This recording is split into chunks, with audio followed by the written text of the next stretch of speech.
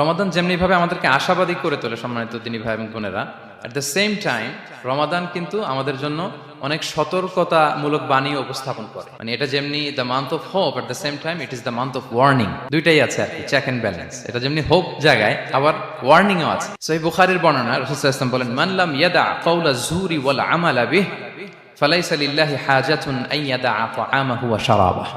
রোজা রেখে যে ব্যক্তি মিথ্যা কথা, মিথ্যা কাজ মানে পাপ কাজ, অন্যায় কাজ ছাড়তে পারলো না, তার না খেয়ে থাকা, না পান করে থাকাতে আল্লাহর কিছু যায় আসে না।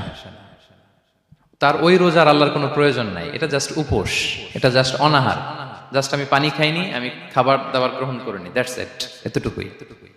এতে আল্লাহর কিছু যায় আসে না। এটার কোনো সিগনিফিকেন্স আল্লাহ তাআলার কাছে নাই যে রোজাও রাখলো আবার মিথ্যাও বলে, রোজাও রাখলো আবার গীবত করতেছে, রোজাও রাখে অন্যের জন্য অকল্যাণ কামনা করে, রোজাও রাখে খারাপ কাজ করতেছে, নিষিদ্ধ কাজগুলো করতেছে। তাহলে এই রোজা রাখা না রাখার সমান, এই রোজায় কোনো ফায়দা নাই। একটা ওয়ার্নিং পাওয়া গেছে না এখানে, যে ওয়ার্নিং, রোজা রেখে সাবধান, কোনো পাপ কাজের সাথে জড়ানো।